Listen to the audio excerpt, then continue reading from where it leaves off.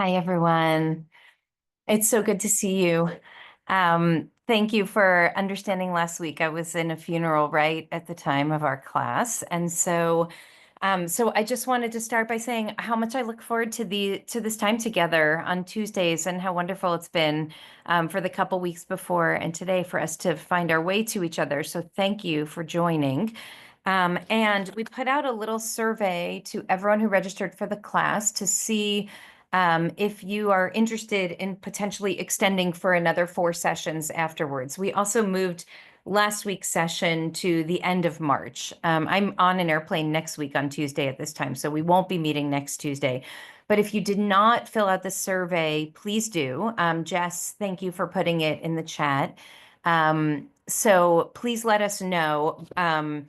If you would like to continue. And also, I'm trying to also source feedback. I know there's some people who will always be the first to raise your hand in this forum, and there's some people who would never in a Zoom room of 60 to 100 people use your voices out loud or even put it in the chat. I would love to hear your thoughts and feedback, and if there are questions that you've been holding that you want to make sure I address, please put them into the Zoom. But into the survey. There's no promise that I can get to everything, but I'm really curious to hear what you've been thinking about. So Jess will put it in the chat throughout our time together for folks who join a little bit later on. But this is a good way for you to share with me a little bit about both your timing and interest in continuing, and also thoughts that are on your mind. If you already did the survey, you do not need to fill it out again. Thank you, Barb, for asking that. Okay, so let's jump right into it today. So I, okay, I'm turning off the chat so I can look at your faces. What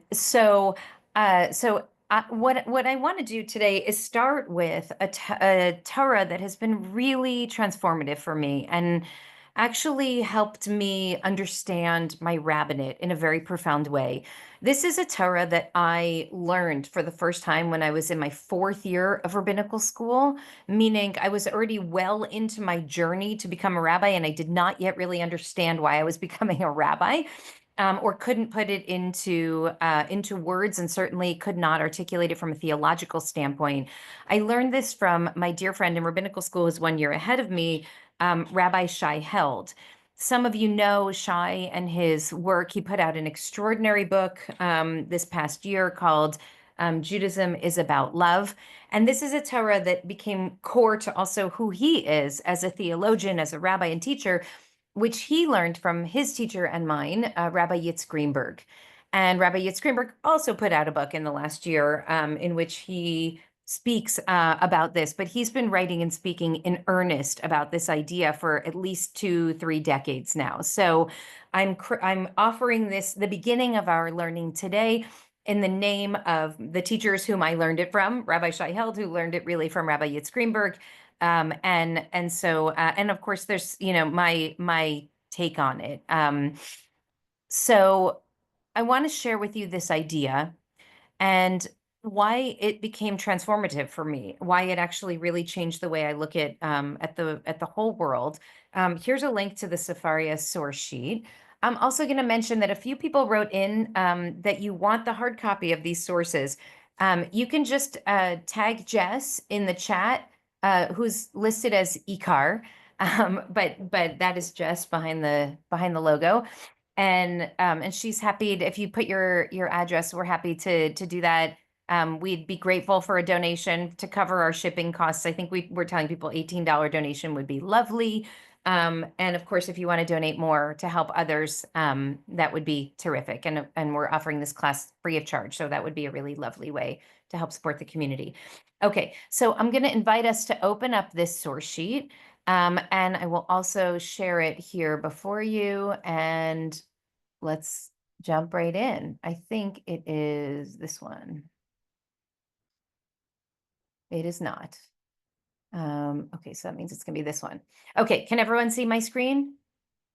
It looks Yeah. like a black screen right now. Okay, let me stop that and start it again. Here it is. Okay, let's see if that works. How about that? Okay, so the Torah actually starts with the most foundational pasuk or verse that we learn about human beings from the beginning of the book of Genesis, chapter 1, verse 27, which we mentioned in the last class, which was 2 weeks ago. Vayivra Elohim et ha'adam b'tzelmo, and God created Adam in God's own image. B'tzelem Elohim bara oto, in the image of God, created him. Zachar u'nekeva bara otam, that male and female, God created them. And we talked about some of the ambiguities that jump off the page here with this verse, but this puts forward the very central idea that all human beings are created in God's own image, or as another rabbi I was on a panel with last week said, blah, blah, blah, all people are created in God's own image. Kumbaya. So I'm going to suggest in the course of our conversation, he was kind of mocking the centrality of this idea, that he's wrong and the Torah is right. This is actually the most central and important teaching from our tradition about what it means to be a human being in the world. And I will share with you this text from Devarim Rabbah from the Midrash that just paints an image that I want to ask you to hold in mind as we navigate these texts together. So Rabbi Yeshua ben Levi says that a procession of angels walks before a person wherever they go. And what are the angels saying? They are crying out, make way, for an image of the Holy One is approaching. I just want to invite you to think about for a moment what it would mean to embody a mindset in which we imagine that every person we encounter in the office, on the street, at our dinner table, has a procession of angels. One of the images they show is blowing trumpets and making a proclamation saying, attention, attention, for an image of the Holy One is approaching. What does this sound like to you? Who gets a procession in front of them saying, attention, everyone, someone of great importance is coming? Kings and queens, and sometimes justices, and sometimes presidents, right? People of great importance get this kind of both protection and also introduction in the world. And what Rabbi Yoshua ben Levi is saying in Devarim Rabbah is, actually, that is not just for kings and queens, but that is for every person. That every person in the world is deserving of that frame, because every person of the world is an image of the Holy One. And now you have to imagine for just a moment that it's not just every person you see in the hallway and on the street, including the people living on the street, but also you and me. That if we take this theology seriously, that every person is created in God's own image because we are all descendants of Adam Harishon, that first person, what that means is that we are all an image of the Holy One. And that we need to, that we're being called to wear a lens that invites us to see and perceive one another through loving eyes and through respectful eyes, in which we can actually see that kind of holiness in each other. That in its own right is a transformative idea, and we could stop here, but we're not going to. Because we have an hour, so I'm going to use it. I'm going to put one more idea forward for us, which if you've been around IKAR, or if you've ever read, if you've read Rabbi Held's book or Rabbi Yitz Greenberg's book, you've seen this idea.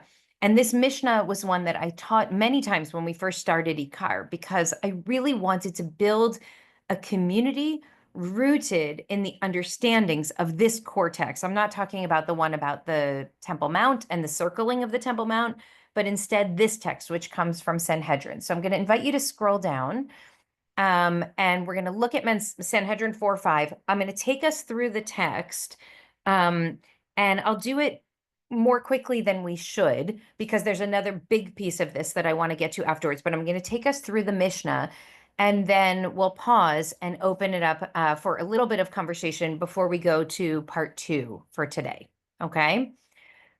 So here's the Mishnah from Sanhedrin. The context here is really important. What the Mishnah is talking about is how the judges speak to witnesses who are testifying in a capital case. So these are witnesses who are going to get on the stand and claim that they witnessed somebody commit a murder, and therefore that according to the law, they should die through capital punishment. Okay. Now we can have a whole separate session about how, even though there are guidelines for the kinds of cases and the kinds of criminal behaviors that would result in capital punishment, how the rabbis actually worked very hard to make sure that almost no one or no one would ever end up being executed by the court. But this Mishnah asks the question of, how do you speak to someone who holds someone else's life in their hands? What do you say to a witness in order to, like we would say now, I swear to speak the truth, the whole truth, and nothing but the truth. They did it differently back then. What they would do is basically have the judge sit down the witnesses and shout at them. And here's what they would say. Okay, so come down for a moment to the break in the text here. It might be a little bit hard if the Hebrew and the English are not exactly going to line up on my page here. I'm going to bring us down to the English. You can follow along in the Hebrew if you'd like, because I'm trying to make it large so you can read it. Okay, so this is what the court tells the witnesses. Because the court understands that the person that you're testifying against right now could die as a result of your testimony. So there are three things I want you to understand about not only this person, but all of humanity. And not only all of humanity, but also this guy, the guy who you claim that you saw commit a capital offense and therefore is worthy of death. So here's what the rabbis argue to the witnesses before they go take the stand. So the court is going to tell the witnesses, Lefichach nivra Adam Yechidi. Therefore, Adam, the first person, was created as an individual, was created singly. Remember, God created Adam Harishon, that first person. Why was that first person created alone? Lilamedcha shekol hame'abed nefesh echad miYisrael ma'ale alav hakatuv ki'ilu ibed olam maleh. Therefore, the first person was created alone in order to teach us this sacred lesson. Anyone who destroys one soul, if you kill one person, Scripture ascribes to you the blame of having destroyed an entire world. Now, how do we know this? Because Adam Harishon was just one person. Adam Harishon was just one person. And if somebody had killed that guy, they would say, but I only killed one person. But we know that every single human being that's alive in the world descended from Adam Harishon. So you're not just killing Adam, you're killing every single person that would ever descend from the person that you're killing. And beyond that, it's not just about procreative reverberations. What if Adam Harishon would have written a book or a song or created a piece of art or made an argument that would have an impact on a person that would then lead them to one day engage in the world in a certain way? All of that reverberative behavior is cut short when you cut short the world of Adam Harishon. So killing one person is not just taking the life of one, it's taking the life of everything that would have flowed from that person for the rest of time. And so therefore we know, in the language of Rabbi Yitzhak Greenberg, that every single human being, because we're created in the image of God, has infinite worth, inestimable worth. You have no idea, said my friend, as I wrote about in the book, you have no idea who my daughter could have become. She was killed when she was 19 years old. She could have been the first Black woman president of the United States of America, right? Don't you dare judge her for who she is now. Think about everything that could have come from her in this world. And you've just destroyed an entire world. This is a pretty striking idea. By the way, if you, I'm going to try and keep can you see the chat if I keep it open here also? Or is it just showing up on mine? I don't want to showing up on yours. Okay, good. I don't want to distract you with the, with the chat, but I'm curious. Okay, I'm going to try and keep eyes on both.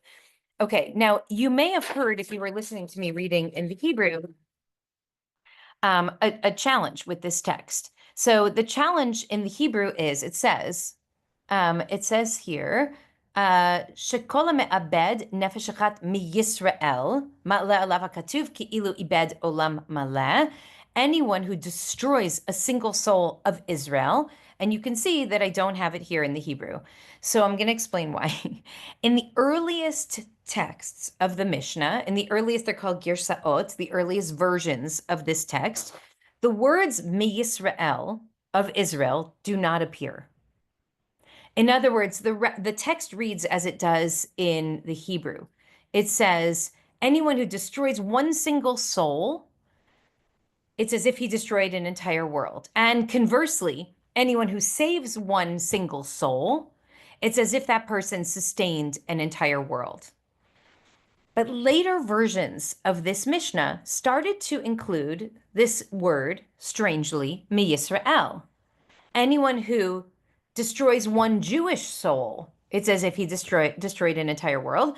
And anyone who sustains one Jewish soul, it's as if that person saved an entire world. I'm just going to pause for a moment. What do you think's actually going on here? You can feel free to state the obvious.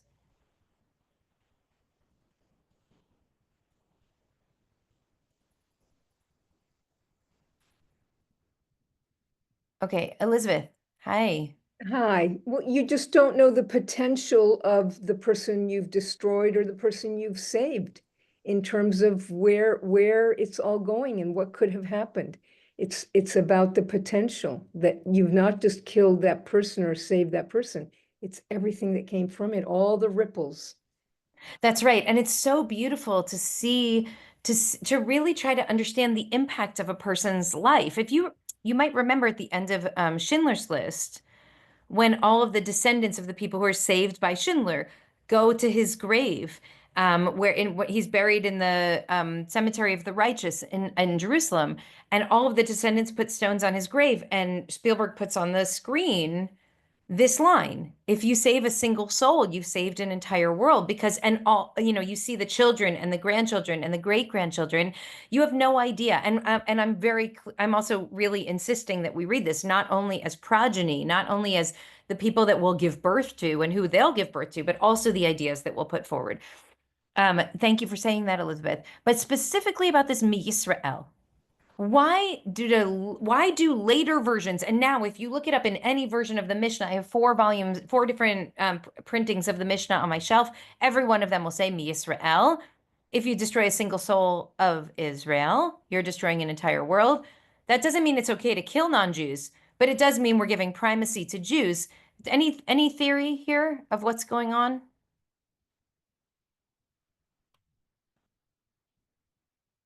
Okay, I see Marcy. Okay. Marcy, quickly. Okay, I can't hear you. I said I answer a lot, so if Anne would like to go, that's fine. Oh, hi, Anne.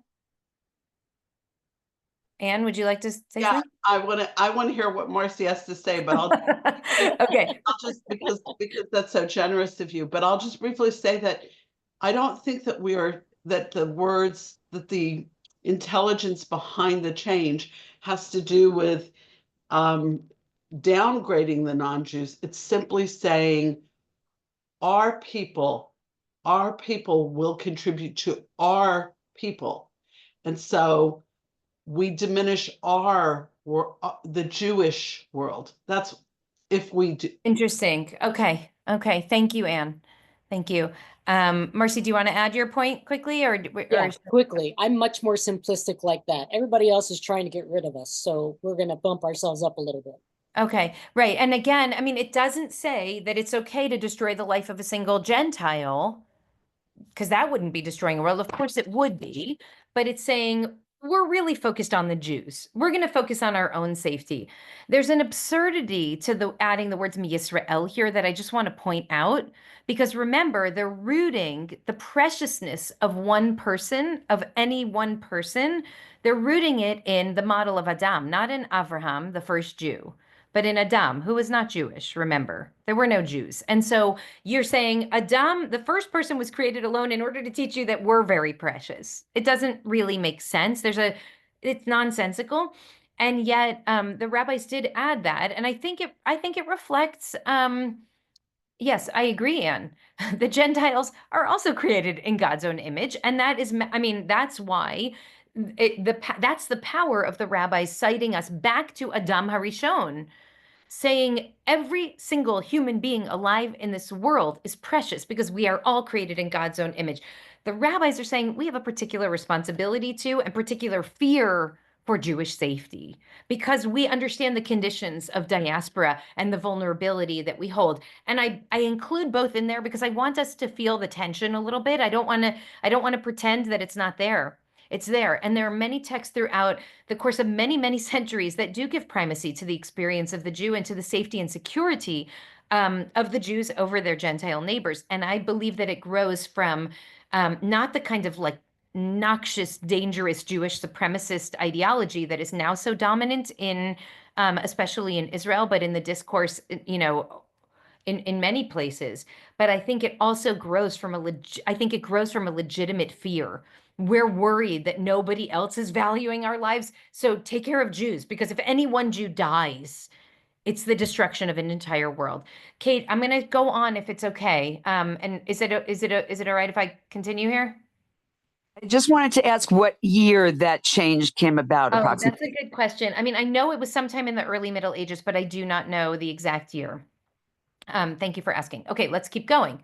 So, the first is what Rabbi Yitzchak calls the dignity of infinite worth, that every single person has infinite value in the world, not by virtue of how many babies we make or how many books we publish or how many podcast episodes we put forward, but by virtue of being a human being created in God's own image, like Adam Harishon, the first person. We have endless potential impact on the world. And so if you destroy one, you destroy the world. If you save one, you save the world. Okay, secondly, I'm moving us through fairly quickly. Secondly, the first person was created alone due to the importance of maintaining peace among people, so that one person could never say to another, my ancestor is greater than your ancestor. Pause there for just 1 second. So what the rabbis are saying, and imagine them exhorting a witness this way, is Adam Harishon was created alone in Genesis chapter 1, verse 27, so that nobody would ever be able to say to another, well, guess what? You come from trash, I come from royalty. Because nobody comes from trash. Because we are all descendants of Adam Harishon.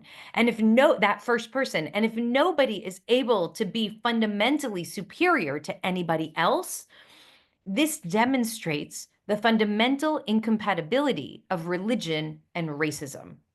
You cannot be a truly religious person and be a racist. Because if you are truly religious and you believe Torah is sacred, the first thing Torah says is that every person was created in God's own image and that we are all descendants of Adam Harishon, whether you believe that as science or just as some kind of theological truth. If you believe that at all, then you can't say, you know what, my people are just superior to your people. We're just smarter. We're just better. And you also can't believe that we're worse. Okay? Because we all are brothers and sisters, right? Or distant cousins, but we all come from the same one. If you build back that family tree, there's one person at the top of all of it, and it's Adam Harishon. We are all descendants of that first person. And the text goes on to say, and so those who believe in multiple gods won't say there are many authorities in heaven, and each created a different person. No, there's only one authority in heaven, and that authority is God, and God created Adam Harishon, and we are all descendants of Adam Harishon. Okay? The second value here, if the first dignity is the dignity of infinite worth, the second dignity that's here is the dignity of equality. We are all fundamentally equal. Nobody is fundamentally better than someone else. Some people will be better at certain things than other people, but your worth as a human being is fundamentally equal to the worth of every other human being. Now, even my visual here of like, we're leveling out the playing field is important, but also dangerous. Because if everybody's equal to one another, you might think that we are therefore all essentially interchangeable or the same. And that's why the third dignity emerges. The third one says, and finally, this speaks to the greatness of the Holy One. Because when a person stamps out several coins with one seal, like in the treasury when they're stamping out quarters with the same quarter seal, they all look exactly alike. But the supreme ruler of rulers, the Holy One, stamped all the people with the seal of that first Adam Harishon, with the DNA of Adam Harishon. And look at us. There's not one of us that is exactly like another. Not even identical twins are exactly like one another, right? They don't all laugh at the same jokes. They don't all dream the same dreams. Even identical twins are different from one another. And that is a testament to the greatness of God. So, lest you think that our differences diminish us, it's actually our differences that show how great God is. Because God started with only one stamp, and that stamp ended up making billions of people. Are there 7 billion of us now? And every single one of us is different from any other one. And therefore, the text concludes, Lefikach, Kol echad ve'echad, every single one, chayav lomar, is obligated to say, Bishvili nivra ha'olam. For my sake, the whole world was created. Every single person is obligated to say, the whole world was created for me. Why? Because without me, the world would not be complete. Because I have infinite worth, I am equal to every other person, and I have some unique role to play in the world. Forgive me if you've heard this text or learned this text 1,000 times. Every time I read it, I really want to cry. It's such a beautiful and powerful vision of what the world could actually look like. Imagine if we saw one another and imagine if we saw ourselves as though the whole world was created for us, not so that we could go stomp on each other, but because we actually matter, because what we have to say actually matters in this world, because there's a void in the world, a vacuum, if I don't step into it. I was at Nomi Ackerman's Odvot Gala on Sunday night. I don't know if anyone else here was there. Nomi's a member of IKAR, and Odvot goes into prisons and works with incarcerated youth and teaches them theater and song and dance as a mechanism for empowerment and for transformation. And essentially, the premise is that a punitive justice model isn't actually justice, but a rehabilitative model treats a person like they actually fundamentally matter. And their logo was a big heart, and it says, "My voice is my power." And this idea that every person is unique and individual and has something remarkable to bring to the world. Every single person walks down the street and a bevy of angels surrounds them, blowing trumpets, saying, "Hey, there's someone who really matters here." And what would happen to our social policy? What would happen to the way that we engage one another if we actually believed that? So the rabbi I'm on the panel with says, blah, blah, blah, kumbaya. All the liberal rabbis like to talk about how we're all created in God's image. But there's a reason that I believe this is so fundamental to the understanding of who the human being is in the world. Because what it's saying is every single one of us needs to be taken seriously. We are all precious in the eyes of God. And imagine if we could create a society in which that preciousness was manifest. Would that not be a transformative reality? And the reason I taught this text in earnest for the first 10 years of IKAR is because I wanted us not only to imagine a dream society in which that was the case, but an actual on-the-ground community in which that was the case, in which we would turn to one another with compassion and with curiosity and care, because we fundamentally, not just because we're nice people, but because that is a social, a moral, and a theological mandate that we have to strive to engage one another as images of God. I'm going to pause for a moment and hear your thoughts about these first couple of texts before we go to the second half. What do you think?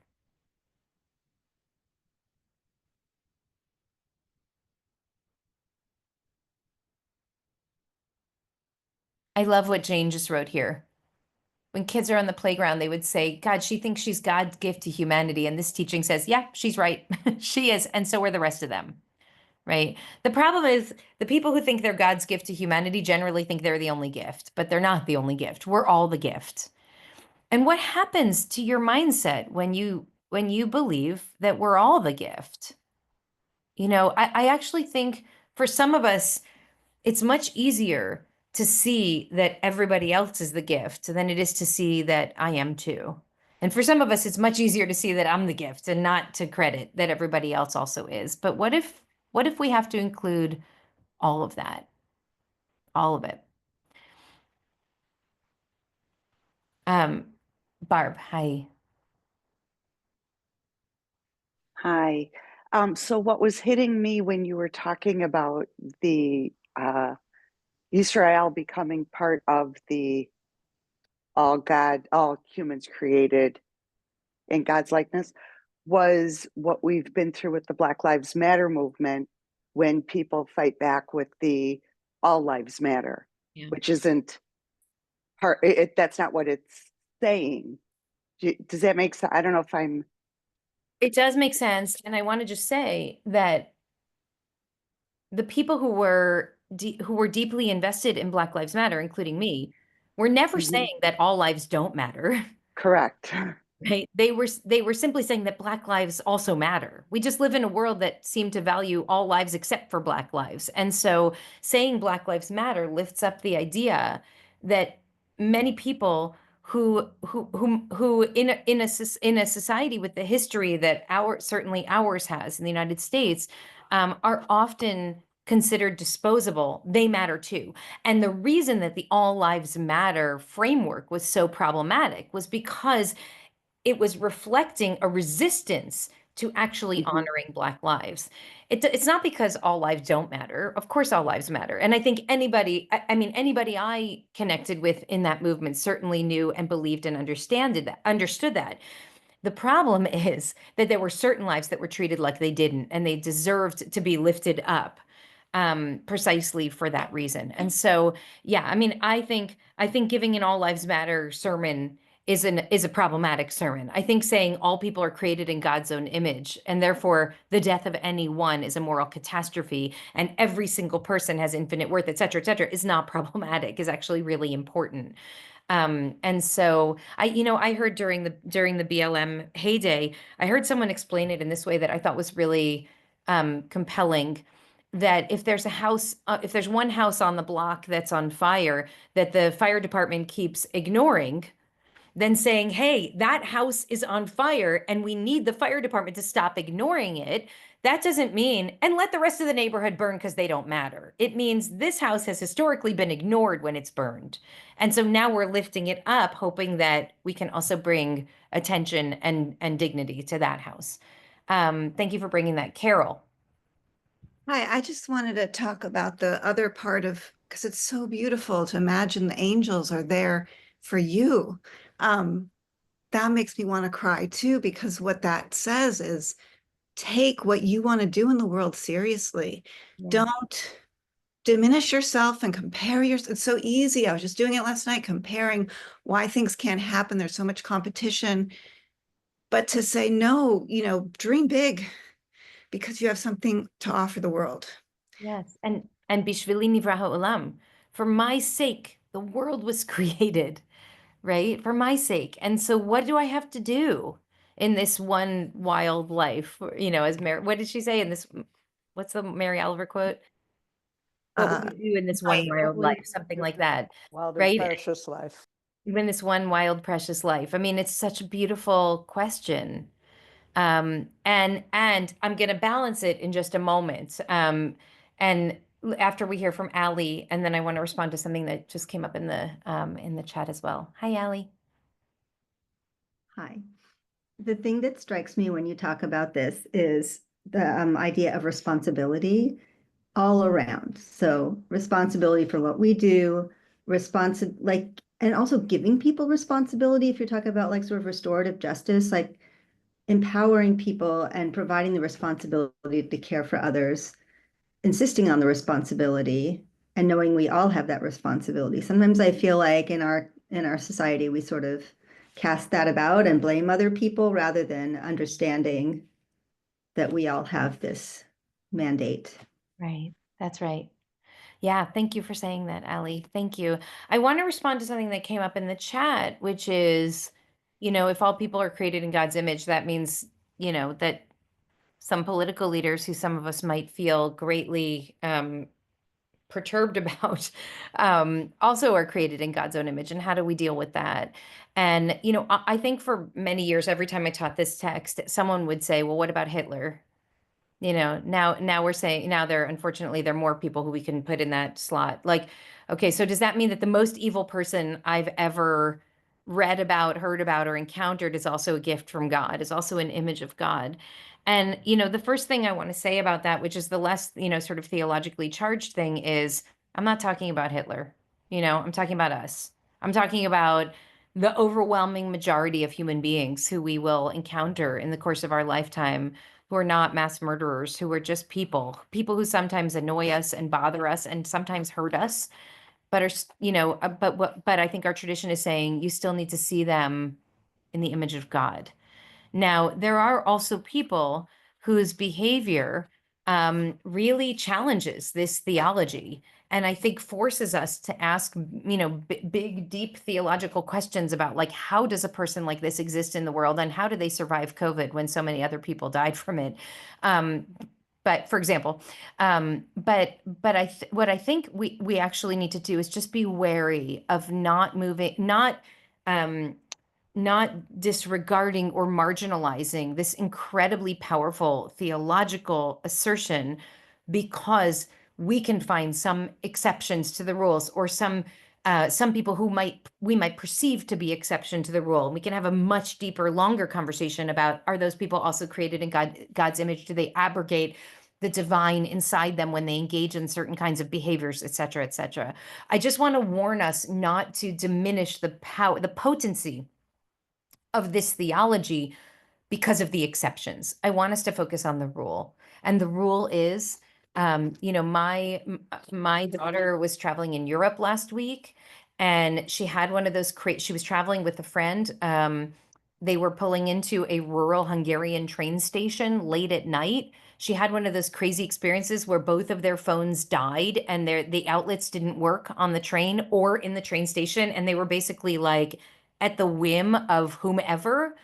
And she went up to a woman. It's like midnight in rural Hungary. And she said, I looked for someone who would look like a mom, because that was the rule we always told them when they were growing up.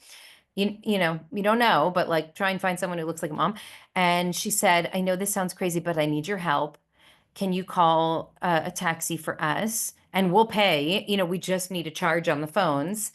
And the woman said, not only will I call a taxi, but I'm going to sit with you until the taxi comes, because it's not safe here. This is just one random person out of the 7 billion people in the world who happened to be, thank God, the person my kid found that night. And the reason I share this story is because I'm not at all naive about awful people in this world, but there are also a lot of really good people in the world. And I think we tend to diminish the likelihood of encountering goodness because we're so focused on the horrible people, and there are enough of them. But there are many, many people in the world who will sit with your kid in a dark, scary train station in the middle of rural Hungary until they know that your kid is safe. And I'll never be able to thank this person. The only thing I can do, Eva called me and said, I think this woman was an angel. The only thing I can do is just lift up her story in the hopes that, we become that angel. We'll talk about this in the next class, which will be 2 weeks away, but like that we actually do that for someone else's kid, because I'm really, really grateful. Okay, I'm going to keep going. So let's go back to the text. And I want to share with you. Okay. By the way, don't tell my mom that story if any of you are in touch with her. It's only a story she told me after the fact, obviously, anyway, but no need to Rabbi, my silence can be bought. I just want you to know that. Thank you, Mercy. Okay, so now I just said before that I'm going to offset a little bit. For my sake the world was created. Now you may recall, let me go off sorry for the back and forth. that there's this tradition, this Hasidic tradition, that whenever one walks out of the house, you carry a little slip of paper, one in each pocket. Are folks familiar with this idea? And on one side, it says, "For my sake, the world was created," which is the text. We now know where that comes from. And the other side is, "Anochi afar ve'efer," I am but dust and ashes, which comes from Abraham approaching God when God shared with Abraham God's intent to destroy Sodom and Gomorrah. And Abraham said, "I am but dust and ashes. Who am I to counter your desire to fulfill this judgment? And yet here I am. I'm going to counter your desire to fulfill this judgment." But the idea of the Hasidic teaching is we are called at all times to hold both deep humility and also a profound sense of human adequacy. So going back to what Carol said earlier, like to actually, we have to be humble, and we also have to know the world needs my art. The world needs my voice. My voice is my power, while also holding great humility. So that's a kind of balancing act that the Hasidim invite us into, which I think is very profound. That same text where God calls to Abraham and says, "I'm going to destroy Sodom and Gomorrah," is the jumping off point for our next part. Again, I'm going to do this very, very quickly. You can look later at the text from Genesis chapter 18, where God says, "It's my intention to destroy Sodom and Gomorrah." And here I want us to look into the text on Sodom and Gomorrah so that we can actually see why, from a Jewish perspective, what was happening in Sodom has nothing to do with homosexuality, right? So for thousands of years, this text from Genesis 18 became a justification for violent exclusion of gays and lesbians from church life, from communal life, from society. And actually, this text appears in the Hebrew Bible, and our rabbis did not read it that way. They did not read this as a prohibition on homosexuality. Here's how they read it. So what was the problem with Sodom and Gomorrah that made it so terrible that it was deemed essential from God's vantage point that those cities should be destroyed? Why were they so bad? And here I'm giving you a kind of sampling from the Talmud, from Sanhedrin, page 109a. And I'm going to take you through it, and let's see what we learn. Okay, the people of Sodom said, "We live in a land which grows bread and has dust of gold," so an abundant, resourceful land. "Why do we need visitors who only come to this place to deplete what belongs to us? Why take in refugees and asylum seekers and immigrants who are seeking to build a better life with us? They're only trying to steal what's mine," said the rabbis, by the way, 1,500 years ago. That's when they're writing this text. "Let us allow the doctrine of welcoming to be rendered obsolete in this place. We're no longer opening our borders." So the first thing they did was they shut their borders to outsiders because we have abundance here, and what's mine is mine. Okay, I'm not sharing this with anyone else. But that's not all. Look what else they did. When someone was laying bricks, people would come one at a time, and each of them would take away one brick. They would steal one brick from the giant pile. So imagine you go to a construction site and there are thousands of bricks, but you only take one. And when the person who's doing the building says, "What are you doing?" "Those are my bricks. I'm trying to build my home here." You say, "I only took one brick. It's not a big deal." But the problem is that everybody comes forward and takes just one brick. So all you're doing is just chipping away at this person's resources. And eventually you have eviscerated all of their resources. They have nothing left. So that's a kind of criminal behavior that shields the individual from responsibility. It's not me. Everybody's doing it. Everybody is ceding to the authority of the tyrant. It's not just me. All I did was what everybody else was doing. It's just a little bit. And yet the cumulative impact of that one behavior is that we have robbed this guy blind. There are no bricks left. Similarly, one's putting out onions to dry, and the whole community would come forward and they would just take one at a time. And they would say, "I'm only taking one." You can see here there's a kind of deceptiveness that's innate in the kind of behaviors that the people of Sodom were engaging in. They're not just going with guns and saying, "Give me all your onions." That would be objectively wrong, right? They're doing it in a much more kind of manipulative, deceptive way I'm only taking a little, where there's a kind of like they could there's a plausible deniability, right? It's not my fault. I'm the good person. I only took a little bit. It's whatever everyone else does, I can't control. And look what else they do. They made a law that anyone who crossed the river on a ferry to come into Sodom or Gomorrah, anyone who crossed the river on a ferry would pay 4 dinars. But anyone who crossed by walking through the water would pay 8 dinars. They would pay double. Okay, what's actually going on there? Hold the question for a second. One day, a launderer came to Sodom, and people told him, pay 4 dinars for the ferry. And he said, but I crossed through the water. He's thinking, I should get it for free. I didn't take a ferry. I actually waded across the water, risked my life, waded and swam. I shouldn't have to pay for the ferry. And they say, in that case, pay 8. Pay 8 because you walked through the water. He refuses to pay, and they hit him and they wound him. Okay, so I'm just going to pause for a second. What's going on? You have to pay 4 dinars to take the ferry. You have to pay 8 dinars to walk. Who gets to take the ferry? The people who can afford the ferry. So the wealthy people get to go on the ferry, and they get to the other side because they can pay the price, right? Who walks through the water? The people who can't afford the 4 dinars. So they have to walk there, and then they're charged double, right? Do you understand how corrupt this system is? It's not just ripping people off. It's literally targeting the most vulnerable people and ripping them off the most. So they tell him, pay 8. He refused to pay. So they beat him up and they wound him. So he comes before the judge and he's like, there's a justice system in this land. Let me go before the court and seek compensation.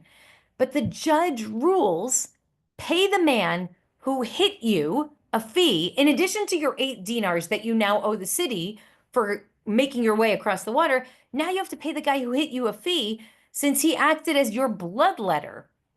And you owe 8 dinars also for crossing through the water. In other words, people who are having some disease would go to a doctor. The doctor would do bloodletting, which they thought in ancient times would sort of sweep the disease out of their body. They would pay for those services. Well, guess what? The guy who punched you and beat you to a pulp and made you bleed, that guy was essentially performing a service for you. So now you owe the ferry 8 dinars, you poor person trying to come in from the outside.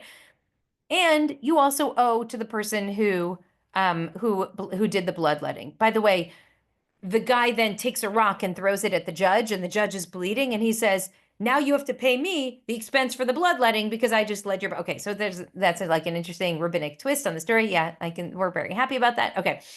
Or not. I mean, no, we don't want that kind of lawlessness, but it's a satisfying little story. Okay, here's one more. The people of Sodom had beds on which they would lay their guests. Now, we already know they don't want guests, but when guests do come across the border, if they make it, so what would happen? They would say, come stay in my hostel or my hotel. If the guest was longer than the bed, right, the tall person, they would cut off their legs so that they would fit in the bed. If the guest was shorter than the bed, they would stretch them out so that they reach the edge of the bed. They're engaging in torture, right? They're like, how can we communicate to all the people who want to cross our border, who want to come here and find refuge in our land? How can we communicate to them how unwelcome they are here? Not only will we turn them away at the border, we will torture them once they get in. We will charge them exorbitant fees. We will harm their bodies. We will hurt their spirits. So they will send a message to anyone else who's trying to come across our border. This place is inhospitable to you. Go find another place. I hope you're a little bit shaking as we read this. Once Eliezer, Abraham's servant, turned up on the border or turned up inside the land, and they said, come, lie down in this bed. And he says, I took a vow that since the day my mother died, I won't lie in a bed. I'm going to sleep on the floor. Thank you very much. Meaning he must have heard what was happening. The word is getting out far and wide about what's going on there. Okay, one more. A young woman used to take bread out to poor people in a pitcher so that the bread would not be seen. So in other words, she's going out with her pitcher in the morning, she's collecting water from the well, and then she's bringing it home. But she sees poor people and she wants to help. So she hides some of her own resources in the pitcher, and she would quickly, when nobody's looking, distribute the bread. Okay, but people found out. And so what they did was they smeared her with honey and they put her on the wall of the city. It's very Handmaid's Tale. And the hornets came and they consumed her. They tortured and murdered her. And this is the meaning of the verse. And the Lord said, because of the cry of Sodom and Gomorrah, because that cry is great, that's the greatness of the cry. Rabbi Yehuda teaches that Rav said that Rabbah is an allusion to that young woman, Riba. It was the offense done to her that sealed the fate of Sodom. And here I'm going to just share with you Pirkei de Rabbi Eliezer, another midrashic collection that tells the same story, but gives us even a little bit more color to that young woman. Rabbi Yehuda said they made a proclamation in Sodom saying, anyone who strengthens the hand of the poor or the needy with a loaf of bread will be burned in the fire. But not just anyone, Plotit, the daughter of Lot. Remember, Lot is the nephew of Abraham. Okay, so we have a special interest in this family. Plotit, that young woman, was married to one of the wealthy men of Sodom. She saw a certain poor man in the street of the city, and her soul was grieved on his account. She's a beautiful, open-hearted, soulful person. And she says, I am going to help that person. So every day when she went out to draw water, she put it in her bucket, all sorts of provisions from her home, and she would feed this guy. But the men of Sodom are watching this guy. They want to see him starve to death. And they're like, how is this poor guy still alive? He has no food. And we've created laws where nobody's allowed to help this guy, the asylum seeker, the refugee, the poor person. So how is he still alive? So they start surveilling and they're hiding behind trees and watching the guy, saying, what's he possibly eating? And when they ascertain the facts, they realize it's Plotit. They bring her forth to be burned with fire, and she cries out in that moment, ruler of all worlds, do what is right and lawful. Protect me from the men of Sodom.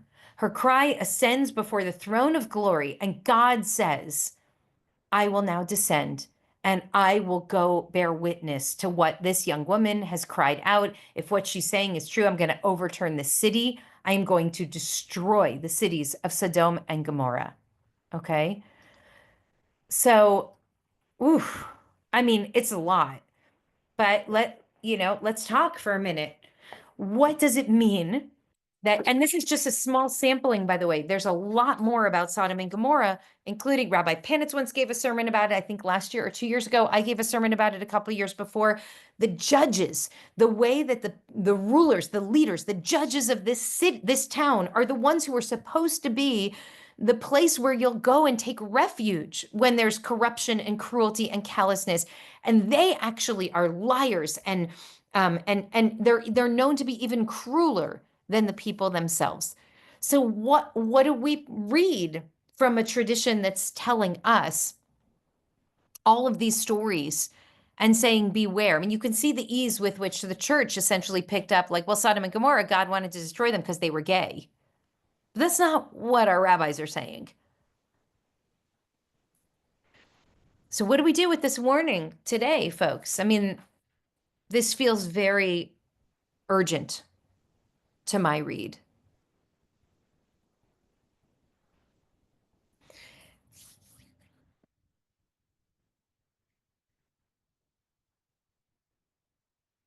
I'm going to turn to Kate for a moment. You know, I think when Matt and I talk about this constantly, I think it's incumbent upon each of us to do what each of us can do. You know, we have reached out to people that we are very frightened for and expressed to them our displeasure in the world. Use words like Diablo, you know, and that we will do whatever we can to protect. I think we need to, you know, volunteer in every way, shape, and form that we can on whatever issues are most crucial to us. Unfortunately, it seems overwhelming, but we can, you know, there's only so many hours in the day. You know, I think we need to dedicate resources, you know, to causes that are supporting the values that we believe descend from Adam, you know, and that as some of the people in the comments said, you know, it's people may be human, but in society, they may have shifted their behavior to reflect values that are not what we believe in. Thank you, Kate. Thank you for that. Look, I mean, I think you're exactly right. And I'm really, I mean, Michael Bernstein lifts something up interesting in the chat here. And thank you, Michael, for sharing this. Can we somehow become Nineveh, listen to Jonah, and repair ourselves as a society? And I think the power of the story of Jonah that we read on Yom Kippur afternoon is like, it's never too late. It's not too late to do that. If the people of Nineveh could, you know, certainly we can, but we have to want to. We have to want that as a society. And so I think right now, the question that we're going to have to ask ourselves is, who are we in Sodom and in a time that looks a lot, unfortunately, like Sodom and Gomorrah? Who are we? Do we pretend that we don't see the torture that's happening in the inn? You know, or do we, like Plotit, try to find ways to keep ourselves safe, but to keep our neighbors safe too? And I feel this is going to be one of the most important questions guiding us through this time. And, you know, I gave a sermon 2 weeks ago about the seed bank in Svalbard, and I really want to suggest to us that that part of what we need to do during this time is we have to remember who we are. We have to remember who we are, and we have to protect it.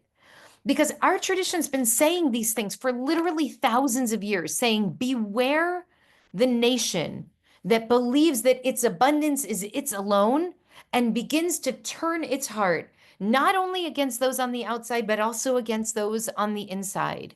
That nation ultimately cannot prevail.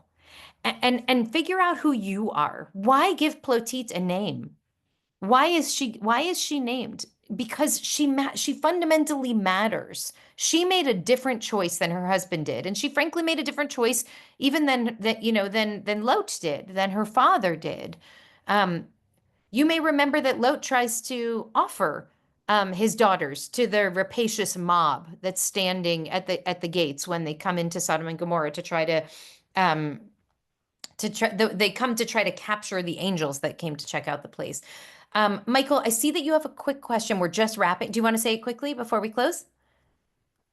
Oh, okay. Sorry, it wasn't a question. I'm just sort of riffing on what you're saying, just with regards to the trans community and what's happening. And the New York Times has notoriously been lifting things out of context and spreading lies. And it's a source that we trust generally, but it has not been reliable. And I think that what piggybacks on what you're saying is we're framing judgment and framing an assessment of reality, but we have sources in which we can really rely on information. And that's why I think community is incredibly important, and talking to people who are directly affected is the source, that the media is no longer the source. Social media is no longer the source, and that we need to be very, very diligent about where we're getting our information and the judgments we're making, and then proceeding with action. Michael, thank you so much for lifting that up. I think that's really critical. And, you know, I'm going to just close with this, an image that I tried to share with the community on Shabbat, which I mean, maybe you heard me say this, so forgive me for the redundancy, but I feel increasingly like we are out at sea and we're getting thrown this way and this way and this way, and we don't know who to trust anymore. We don't even know where to find out what's actually the truth anymore. I mean, I think many of us know we can't trust social media, but can we actually trust legacy media? And increasingly that's problematic too. And so what can we do? And what I suggested on Shabbat is, I feel this, I don't even know if this is wise, if there are any seafarers among us, but for an image, it's wise. So, or at least as an image, it speaks to me that there's some truth here. So I feel like we need to drop an anchor, and we need to just say, I am anchoring in community right now. I am anchoring in my values right now. I'm anchoring in my tradition right now, which has been saying something to me for thousands of years about what's right and about what's wrong. And as appealing as it might be when one's living in Sodom and Gomorrah, to just follow along with what the norms are and not be, you know, an outcast when the rest of the world, you know, becomes a rhinoceros, not being the one who isn't. I won't. because my values are saying to me, this is who you are. This is what's right and what's wrong. It's actually turning to one another with love and with trust and with curiosity and with care. And so, Michael, I'm especially grateful to you for raising this. Like, if we don't know who we can trust anymore out there, we have to be able to trust each other. We have to be able to turn to one another lovingly and say, tell me what your lived experience is in this moment. And how can I hold you with the kind of love and care that Plotit tried to show to the person who was most vulnerable in her time, so that we can do our very best to continue to try to protect each other now and moving forward. Jairo tells me it's not actually safe to throw an anchor, but you should follow the wind a little bit. So I'm just using this as a metaphor, Jairo. If I ever get stuck out at sea, I'll call you and you'll tell me what to do. But I hope folks understand. I mean, I do believe that we are in the midst of a great storm, and that the greatest strength that we can find is actually anchoring in our deepest truths right now, anchoring in our values, anchoring in each other, and anchoring in our tradition. So thank you so much, folks, for joining in this learning. Yeah, Sivia, thank you. Thank you for joining in the learning. If you haven't filled out the survey yet, I hope you will. I'd love to see if people are interested in continuing the learning for another couple of weeks at the other side of this. I won't see you next week because I'll be on a plane, but we'll certainly do at least our 4th session after that, and then hopefully we can continue. But my deepest blessings to all of you. Thank you for the sacred time. Thank you so much. This was brilliant and so needed. Thank you, Rabbi Sharon. Thank Thank you. you. Thank you, everyone. Thank you, Rabbi. Thank you. Thank you. Bye. Thanks, Thank Jess. you. Bye, Where's the guys. survey? The survey, there should be a link to the survey. Maybe Jess can throw it back up there one more time. Is it in the chat? It's in the chat. It's all the way up at the top of the chat.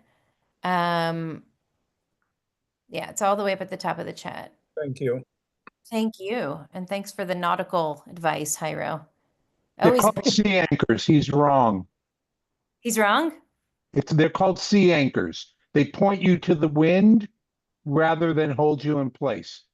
Sea anchor. An Okay. anchor in the ground holds you in place and you sink, but a sea anchor points you to the Thank wind. you, Matt. Thank you. There's no end to Matt and Jairo's knowledge. So I am really, I know nothing about this. It strikes me as an important image, and I can't take my eyes off of Tivia's drawing. So, so thank you. Thank you, everybody. Thank Well, you. Bye-bye. Bye-bye.